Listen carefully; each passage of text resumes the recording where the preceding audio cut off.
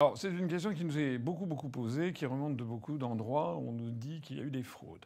Alors, moi, je suis très perplexe là-dessus. J'ai même vu d'ailleurs sur Twitter des gens qui m'accusent de ne pas porter plainte en disant est-ce que vous ne seriez pas de mèche avec, etc. Non, je n'ai pas de mèche avec qui que ce soit.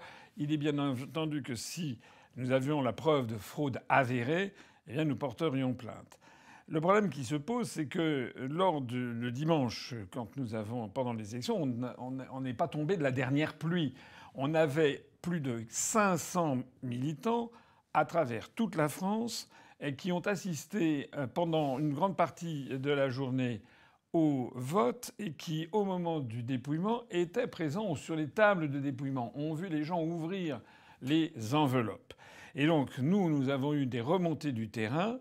Et je suis désolé de le dire, bien sûr, mais ils ont constaté qu'en effet, il y avait les bulletins, il y en avait par paquet de 100. De temps en temps, il y en avait 1 sur 100, de temps en temps 2 sur 100, 3 sur 100, parfois dans quelques cas de 6 ou 7 sur 100, mais parfois 0 sur 100. Mais en pratique, eh bien, ils ont constaté que malheureusement, c'était vrai. On a constaté d'ailleurs plusieurs choses. On a constaté que les meilleurs résultats que nous avions étaient à l'étranger, premièrement. Deuxièmement, là, on a eu des scores. Le plus important des scores, ça a été à Moscou et à Saint-Pétersbourg, auprès des Français expatriés. On a atteint 18%, ce qui était quand même très important. Mais on a eu 7%, je crois, au Cambodge, 3,8 ou 3,9% au Japon, etc., etc. Bon. Après ça, ce sont les départements et territoires d'outre-mer. Donc là, on a eu, par exemple, 3,9% en Guyane, 3,6%, je crois, en Martinique, quelque chose comme 2 ou 2,8 à 3% à La Réunion. Et ça, on avait des gens sur le terrain qui nous ont envoyé ça. Et puis après ça, on a constaté, à partir de 18 heures, une centaine qui nous sont remontés du terrain montraient que dans les villages ruraux de France, notamment dans certains coins reculés des Alpes ou des Pyrénées, on avait des scores qui étaient aux alentours de 2%. C'était entre 2,2, 2,5 et 1,8. Et puis après ça, et en définitive, c'est dans les grandes villes et dans les banlieues, c'est surtout dans les grandes villes qu'on a fait un score vraiment beaucoup moins important que prévu. Alors, ce qui est possible, toujours possible, c'est que, et ça nous a été rapporté, c'est que nos bulletins de vote parfois aient été cachés et n'étaient pas présents sur les tables. Ça nous est remonté du terrain. En règle générale, à chaque fois que ça s'est produit, on a des personnes qui ont protesté et la pile a été remise ou remise à sa place. Donc c'est assez régulier que nous ayons eu ce problème. Mais quand je dis régulier, c'est, je sais pas, sur les 67 000 bureaux de vote, ça nous est revenu peut-être dans une quinzaine de cas. Donc on ne peut pas en faire une généralité. Voilà. Alors est-ce qu'il y a d'autres types de trucage? Bon, moi je n'ai pas beaucoup de preuves. J'ai des gens qui se plaignent, qui disent voilà, vous n'étiez pas sur telle table de vote. On a quand même on a fait une permanence toute la journée du dimanche et malheureusement, il y a eu des cas. On a aussitôt téléphoné à la préfecture, à la mairie et ça s'est réglé. Il y avait aussi des cas de personnes qui nous disaient il manque votre bulletin et puis en fait c'était la personne qui s'était elle-même trompée. Donc en fait le bulletin de vote était là et bien là. Donc voilà. Donc pour l'instant, je suis le premier désolé à le dire, mais je ne pense pas que les résultats aient été truqués, ou alors s'ils l'ont été, c'est de façon, à mon avis, marginale. En revanche, là où ils ont été truqués, c'est en amont. Et là, je voudrais ici me faire un petit peu part de ce que j'ai sur le cœur. Je vois sur Internet des trolls notamment qui viennent se moquer de nous en disant vous vous rendez compte, vous avez fait 1%, c'est nul, etc. Moi je m'en vais, je me casse, je vais aller voter pour je sais pas qui. Mais qu'ils y aillent. Si les gens n'ont pas compris ce que nous disons, à quel point nous sommes différents des autres, à quel point la situation est gravissime, si les gens confondent les élections avec le PMU ou bien avec le loto, ça veut dire que tout est à reprendre dans l'éducation des gens. Est-ce que les gens, leur objectif, c'est que leur candidat soit élu? Ça devrait être évidemment l'objectif naturel, mais est-ce qu'ils vont, parce qu'un candidat est battu à plusieurs reprises, est-ce qu'ils vont changer en disant non, non, je vais changer de crèmerie? Voilà. Alors à ce moment-là, il fallait voter Macron. Et malheureusement, ce résultat ce raisonnement est très très important. Et je voudrais vraiment le souligner ici parce que les gens, je vois des gens qui me disent, qui ont écrit, heureusement, c'est pas la grande majorité, la grande majorité des gens, des électeurs, nous ont envoyé des messages de soutien, parfois des messages extrêmement touchants qui m'ont fait venir les larmes aux yeux parce qu'il y a vraiment des messages très très très touchants que nous avons reçus et que j'ai reçus personnellement. Mais il y a aussi des gens qui sont là, qui, avec un esprit vraiment méchant, en fait, sont là pour venir nous brocarder. Il y a quelque chose, je vois des gens qui disent c'est scandaleux, vous ne vous remettez pas en cause, normalement vous devriez, après un échec aussi cinglant, vous remettre en cause, changer de stratégie, etc. etc. Mais d'abord, ce sont des gens qui n'ont jamais rien fait de leurs 10 doigts, en règle générale. Bon. Que quelqu'un qui a fait 20 ans de carrière politique vienne me donner des leçons, d'accord. Quelqu'un qui n'a jamais rien fait, je leur dis mettez-vous-y, puis on va voir ce que vous allez faire. On va voir ce que vous allez merveille, que vous allez réussir. Mais surtout, il y a quelque chose que les gens n'arrivent pas, quand je dis les gens, beaucoup de personnes n'arrivent pas à comprendre. Je le répète, je le répéterai 10 millions de fois s'il le faut. C'est que l'obstacle numéro 1 auquel nous nous sommes confrontés, c'est la médiatisation. Est-ce que c'est difficile à comprendre? Le journal Ouest France a sorti un article il y a quelques jours sur une étude qui était faite, je crois, par une société de veille des médias, une plateforme de veille des médias qui s'appelle Tag a Day. Ils ont calculé l'exposition médiatique des 21 principales têtes de liste aux européennes au cours des 5 dernières années. Et ça, c'est intéressant, des 5 dernières années. Pas seulement au cours des 15 derniers jours, des 5 dernières années. Pour voir de quelle façon le tissu social français, si j'ose dire, est imbibé par une personnalité, par un nom, etc. Alors, vous le connaissez, je l'ai publié sur Twitter, vous pouvez aller le chercher. Eh bien, on voit qu'au cours des 5 années qui se sont écoulées du 1er juin 2019 au 31 mai 2024, on s'aperçoit que celui qui arrive en tête, mais d'une façon extraordinaire, c'est M. Bardella, avec plus de 17 600 mentions dans toutes les chaînes de radio et de télévision mainstream, plus tous les journaux et magazines. 17 500 fois, quelque chose comme ça. En 2, c'est Glucksmann avec 10 000. Et pour ce qui me concerne, c'est en 5 ans, j'ai eu droit à 460 ou 453, je crois, mentions, c'est-à-dire 90 par an. C'est-à-dire 2 par semaine. Je ne sais même pas comment ils ont fait pour les trouver, même pas 2 par semaine. Mais une mention, il suffit qu'il y ait mon nom dans un journal. Par rapport à M. Bardella, qui, lui, c'est une espèce de douche permanente. Enfin, comment est-ce que les gens n'arrivent pas à comprendre ça? Comment peut-on me dire il faut que vous changiez de stratégie? Oui, on pourrait changer de stratégie. Effectivement, ça consisterait à faire le contraire de ce que fait la l'UPR. Ça consisterait à chanter les louanges de l'Union européenne. Ça consisterait à dire que l'Union européenne c'est formidable, que l'Ukraine il faut la protéger, qu'il faut se battre contre la Russie. Alors là, on aurait accès aux médias. Et là, on ferait des scores. Parce qu'on aurait par ailleurs des sondages qui diraient c'est formidable. Et les médias diraient mais Asselineau, quel extraordinaire type, etc. Si il y avait ça toute la journée, là, oui, on monterait, on ferait des scores. Donc que des gens n'arrivent pas à comprendre ça me désarçonne en fait et me peine. Parce que ça veut dire que les gens qui nous reprochent de ne pas changer de stratégie ne comprennent rien, en fait. Comprennent pas ce que c'est que les élections. Hein, j'ai eu l'occasion de le redire, malheureusement. J'ai eu l'occasion de dire cette citation de cet historien, essayiste français qui écrivait vers 1839-1840, Alexis de Tocqueville, qui se rend aux États-Unis, une jeune démocratie, c'est encore un pays très agricole, etc., avec d'ailleurs des esclaves. On est encore sous le domaine de l'esclavage. Et puis il revient en France et il écrit un livre qui s'appelle « De la démocratie en Amérique ».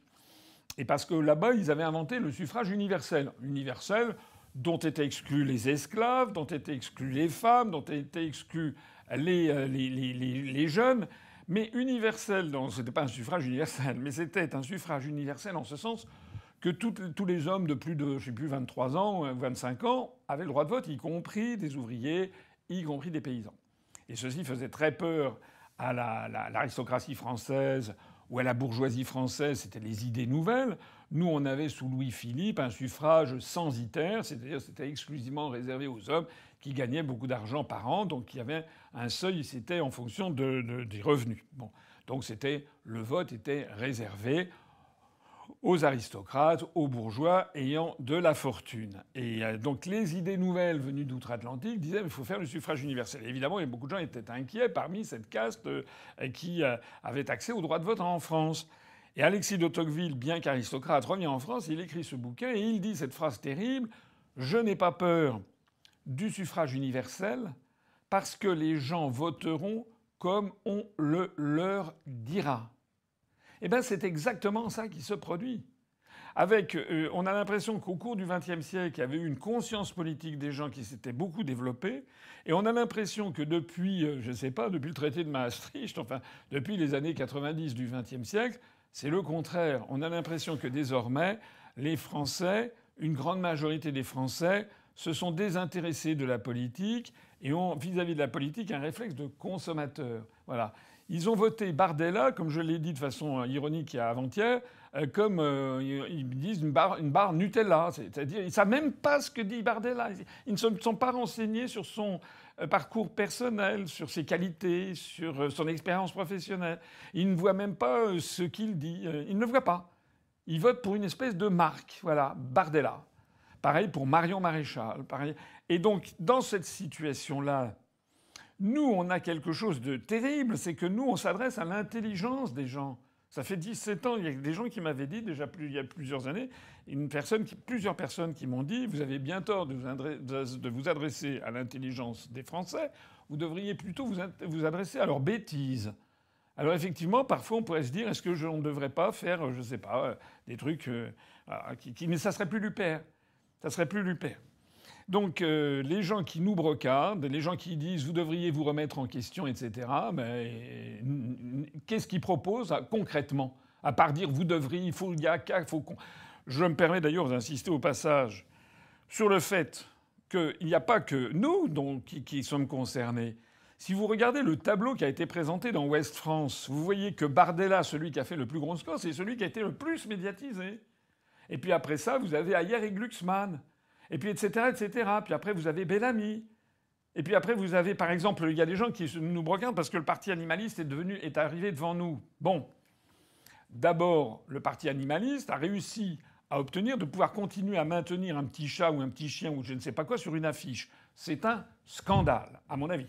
Parce que ça veut dire qu'on joue sur l'émotionnel, sur les motifs. C'est l'antithèse même de la politique.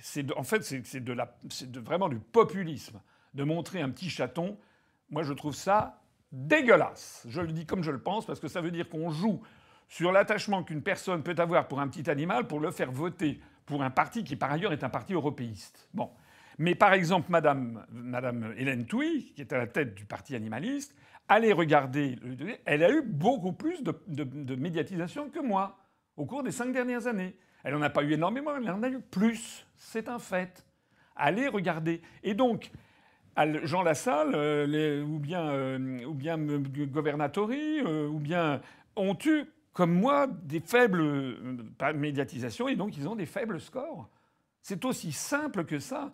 Alors que ceux qui me disent qu'il faut changer complètement la stratégie, il faut qu'ils aillent dire qu'il faut changer complètement la stratégie de M. Governatori, de Mme Touy, de M. Lassalle, etc., etc. Qu'ils y aillent, M. Lacroix et compagnie. Ou bien de la liste pour l'espéranto. Il faut qu'ils aillent. Il faut complètement changer de stratégie. Ils n'ont pas compris que celui qui tient les médias tient les élections. Il n'y a pas que ça, il y a également le sondage. D'ailleurs, la meilleure preuve, c'est que vous savez que les médias ont décidé, c'est pas les médias d'ailleurs, ils ont eu des instructions, qu'il y avait 8 grands candidats. Et tous les médias, tous, ont retenu les 8 mêmes candidats, ce qui prouve qu'il y a eu concertation et conjuration, un véritable complot, j'ose le dire, parce que ça n'est pas normal que tous les médias, à la fois écrits radio et télévision choisissent de faire des débats avec toujours les 8 mêmes. Il aurait pu y avoir un média qui ait eu l'idée de se dire bah tiens, je vais changer, je vais faire un mélange avec des gens qui sont des petits et des grands candidats, ou alors je vais les tirer au sort. Ça va changer un petit peu l'eau du bocal, ça va intéresser les gens. C'est ce qu'ils auraient dû faire normalement, parce que normalement ils sont à la recherche de l'audience. Mais non, ils ont maintenu tous jusqu'à la fin l'idée de la poule A, c'est-à-dire les 8 candidats. Et bien sûr, ces 8 candidats qui ont été jugés comme étant les principaux candidats, il y en a 7 qui ont dépassé les 5%. Voilà. Il n'y en a qu'un, Léon Desfontaines, le PCF, qui a fait 2,4, quelque chose comme ça. Mais tous les autres ont dépassé 5%. En revanche, dans ce que j'appelle la poule B, c'est-à-dire là où j'ai participé, le débat sur France Télévisions, soit dit en passant, quelques jours, c'est 4 jours avant le scrutin, au moment où, comme on le dit, il y a eu la cristallisation des décisions, donc c'était de toute façon trop tard. Et on est passé de toute façon à 11h du soir. Et on a par ailleurs une émission qui a été tronquée. Les grands candidats ont pu parler chacun 13 minutes. Nous, on a pu chacun parler 8 minutes. Mais dans cette poule B, là, il n'y en a aucun qui a dépassé 3%. Il n'y en a aucun qui a même pu obtenir son remboursement. Donc c'est pas Asselineau dont il est question. Lassalle, Touy, Governatori, etc., etc., Artaud, on est tous dans le même bateau, c'est-à-dire qu'on a été très peu médiatisés, donc on a finalement fait des mauvais résultats. On a été un peu plus. Mais il y a des petites listes, encore plus petites que les nôtres, qui n'ont pas du tout été médiatisées, alors elles font du 0, et quelques. Est-ce que c'est si difficile à comprendre ? Et donc la conclusion que devraient en tirer les gens, c'est de dire il faut absolument arrêter de suivre les médias. Il faut absolument diffuser autour de nous les informations de l'UPR et surtout, voter en fonction des convictions et non pas en fonction de ce que font les médias. Et je voudrais, à cet égard, vous faire part de ma tristesse, pour ne pas dire davantage. Depuis ces élections, je circule dans Paris, ça m'arrive de me déplacer, et j'ai une anecdote à raconter qui est absolument exacte. C'était hier soir, je me suis promené, c'était dans le quartier du Montparnasse, pendant environ une demi-heure, même pas 20 minutes. J'ai rencontré coup sur coup 6 personnes qui m'ont reconnu. 6. Je dis bien 6 personnes à 6 moments différents. En l'espace de 25 minutes, ça fait quand même beaucoup. On a l'impression d'être sans arrêt. Bon. Ces 6 personnes qui m'ont reconnu, il y en avait certainement d'autres qui m'avaient reconnu, mais ces 6 personnes-là, non seulement elles m'ont reconnu, mais elles sont venues me voir. Et elles sont venues me voir en me disant « Ah, monsieur Asselineau, fabuleux, est-ce que je peux prendre une photo ? Vous avez fait une campagne formidable, j'écoute toutes vos vidéos, etc. » Donc j'étais content. Mais je leur ai demandé, je leur ai dit « Mais est-ce que vous avez voté pour moi ?» Sur ces 6 personnes, il n'y en a qu'une seule qui avait voté pour moi. Une seule. Les autres, ils avaient voté quoi ? Ah ben oui, mais ah non, j'ai voté Marion. Ah non, j'ai voté Bardella. Ah non, moi j'ai voté Mélenchon. Alors je m'adresse vraiment à ces personnes-là. Il y en a qui m'écoutent là-dedans. Parce que c'est pas normal que nous n'ayons pas grimpé. On a fait à peu près le même score en nombre de voix qu'en 2019, alors que notre notoriété a explosé sur Internet. Ça veut donc dire que notre notoriété a explosé. On est passé de 90 000 abonnés sur YouTube à 454 000. On est passé de 25 millions de vues cumulées à 99 millions de vues cumulées. Donc on a eu c'est ce qui nous donnait à penser qu'on allait faire. Moi, j'espérais vraiment, j'étais comme nous tous, nous avons été extraordinairement déçus de ne pas atteindre les 3%. Les 5% en notre fort intérieur, on doutait de pouvoir y parvenir. Mais les 3% nous paraissaient faciles. Enfin, pas faciles, mais très probables. Et donc, je m'adresse ici à toutes celles et tous ceux qui me regardent tout au long de l'année, qui apprécient nos vidéos. En ne votant pas pour nous, ils ont pris une responsabilité qui est terrible, en fait. Terrible. Première responsabilité, c'est que n'ayant pas franchi la barre des 3%, nous ne serons pas remboursés. Or, nous avons des ardoises. Là, on a une ardoise de plus de 900 000 € auprès de l'imprimeur. Est-ce que les gens se rendent compte de ce que ça veut dire ? 900 000 € pour les affiches, pour les bulletins de vote, pour les professions de foi. Est-ce que les gens se rendent compte? Est-ce que les gens se rendent compte que plutôt que de voter pour Madame Maréchal, s'ils avaient voté pour nous, s'ils nous avaient permis de dépasser les 3%, on aurait 1 million d'euros pour continuer notre action? D'ailleurs, nous n'avons pas assez d'argent pour payer, en fait. J'ai lancé une cagnotte le 1er décembre. Vous la suivez, on est à peu près à 89%. Donc ça a bien marché, mais il nous manque encore 200 000 euros. Et donc je lance ici un appel. Il nous faut absolument 200 000 euros pour pouvoir payer tout ce que nous avons engagé pour cette campagne. Donc les personnes qui n'ont pas voté pour nous, en croyant que ça n'était pas important, ils ne se rendent pas compte qu'ils ont flingué ce qui leur donne de l'information. Parce que je voudrais dire quelque chose de très précis. Je ne suis pas une encyclopédie vivante ad vitam aeternam en train de diffuser de l'information gratis, et que les gens viennent avidement regarder, s'inspirer, etc. Et au moment du vote, de dire non, je vais voter pour Bardella. Pour quelqu'un qui a 28 balais, qui est d'une incompétence notoire, qui est un traître. On l'a vu tout de suite d'ailleurs, on l'a vu. Il a commencé dès le lendemain à dire que finalement il ne reviendrait pas sur la réforme des retraites. Il est en train de confirmer ce que je dis depuis 17 ans et demi. Enfin, je ne comprends pas que des gens puissent trouver que ce que je dis est formidable et ensuite aller voter pour un escroc, pour l'escroquerie du Rassemblement national. Pour moi, c'est incompréhensible. Et ceux qui ont voté pour Mme Marion Maréchal, vous avez vu les événements de la journée. Mme Maréchal, tête de liste zémourienne, elle a fait élire 5 députés européens. 5 eurodéputés. Sur les 5, ce soir, il n'y en a plus qu'un qui reste chez Zemmour, c'est Mme Knafo. Parce que Mme Maréchal, la numéro 5, c'est-à-dire Mme Trochu, le numéro 2, c'est-à-dire M.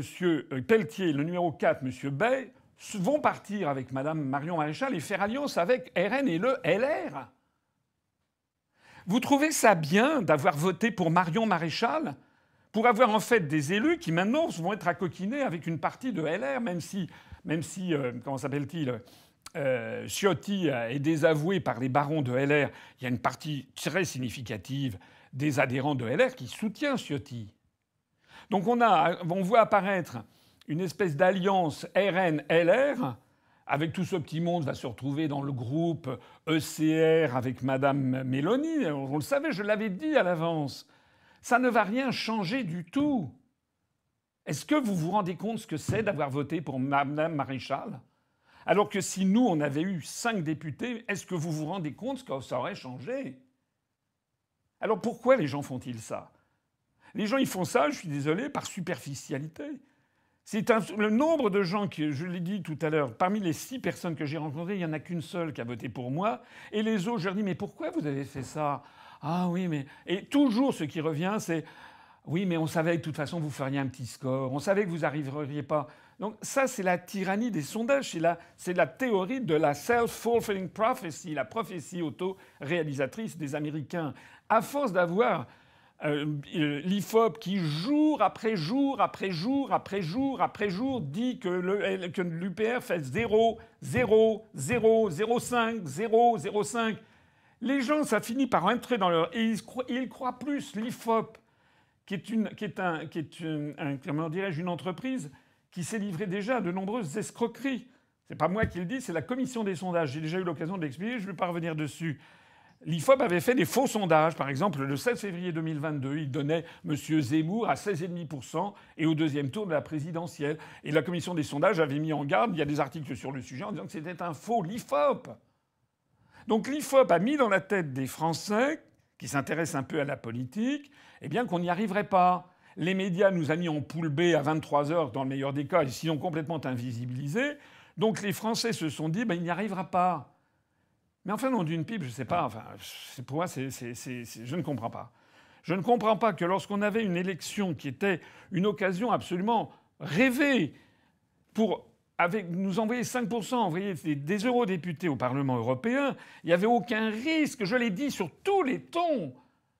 Il n'y avait que des avantages à envoyer 5 eurodéputés de l'UPR au Parlement européen. Et même si on n'arrivait pas aux 5%, au moins de nous rembourser notre truc, le million et 200 000 euros qu'on va dépenser, ceux qui ont voté Malgré ça, pour Bardella ou pour Marion Maréchal ou éventuellement même pour Mélenchon, porte une responsabilité, je le dis bien, hein, écrasante dans la situation. Parce que le résultat, c'est quoi? C'est qu'on a fait 1%, donc il y a des gens qui nous brocadent, nanani, très bien. Ça veut dire qu'on n'a pas créé la dynamique que l'on espérait. Ça veut dire qu'on ne peut pas aller aux législatives. On n'a pas l'argent. Si on nous avait remboursé le million, on aurait pu aller. On n'a pas l'argent. On n'a pas les valises de Poutine, les valises de Xi Jinping ou que sais-je. On n'a aucun endettement public. On ne dépend que des Français. Ceux qui n'ont pas voté pour nous, ils nous ont privés d'1 million d'euros. Donc on ne peut pas aller aux législatives.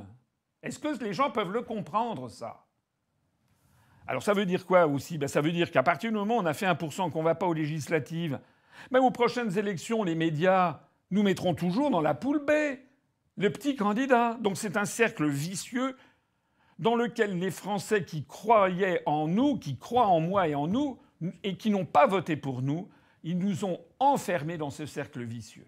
Voilà ce que je voulais dire et ce que j'ai sur le cœur. Et il n'y a pas que moi qui le dis. Hein, c'est toutes les équipes ici. Voilà. Alors, d'une certaine façon, je ne sais pas comment le dire autrement, je remercie infiniment tous ceux qui nous donnent de l'argent.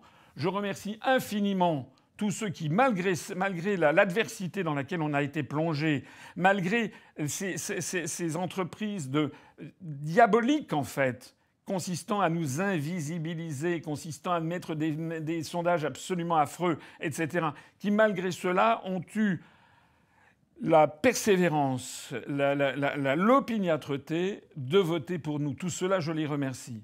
Quant aux autres, je les mets face à leurs responsabilités. Parce que peut-être qu'un jour, on sera obligé de fermer boutique. Hein. C'est aussi simple que ça. On n'est financé par personne que par vous. Voilà. Et on n'est pas, je le répète, on n'est pas une encyclopédie à distribuer de l'information. Voilà. On est un parti politique qui voulait changer. Ceux qui n'ont pas voté pour nous nous ont empêchés d'avoir cette dynamique. Et le résultat, on le voit ce soir. Ce soir, on voit que la scène politique française est en train d'exploser partout. Absolument partout. On va vers un désastre national de très grande ampleur. On voit d'ailleurs aussitôt que tout ça, c'était un théâtre d'ombre, que Mme Marion Maréchal, maintenant, va fricoter avec Ciotti, les Républicains, enfin, etc. Mais comment est-ce que des gens qui m'écoutent ont pu voter pour ça? On voit que M. Bardella et le Rassemblement national se sont précipités pour faire alliance avec une partie des Républicains. Ils sont tous d'accord pour l'Union européenne, pour l'euro, pour l'OTAN, pour l'Ukraine, contre la Russie, etc., etc. Le plus extraordinaire, d'ailleurs, c'est que j'apprenais tout à l'heure que Mme Virginie Joron, qui était la seule à travailler dans le groupe Rassemblement national au Parlement européen, elle est candidate aux législatives en Alsace, elle va être élue, elle va quitter le Parlement européen. C'est un peu ballot.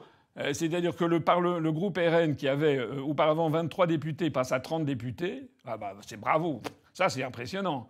Là-dedans, ils ne vont rien faire comme d'habitude. La seule qui bossait, elle va partir. Voilà. Les Français, ils vont avoir ce pourquoi ils ont voté. Voilà. C'est-à-dire qu'ils vont avoir 30 députés du RN, plus 4 députés de chez l'ex-Reconquête. On va voir arriver très probablement Mme Marion Maréchal, M. Nicolas Bay, M. Pelletier et Mme Trochu, qui vont rejoindre. Ça fait 34 eurodéputés du RN. Et puis, il ne se passera rien. Voilà. Ils seront dans le groupe de Mélanie. Voilà. C'est ça là. Alors que vous auriez pu avoir 5 eurodéputés de l'UPR qui auraient fait le scandale dont je parlais. Voilà, pour moi, c'est un crève-cœur. Hein, c'est vraiment... Et là, face à ça, je ne sais pas que dire parce qu'on a fait tout ce que l'on pouvait. Je l'ai expliqué 50 fois, mais ça veut dire qu'en fait, la puissance, l'hypnose médiatique est plus forte que tout. Plus que ça, plus que tout raisonnement, l'hypnose médiatique. Voilà ce que j'avais à dire, puisqu'on m'interroge sur ce que je pense des résultats.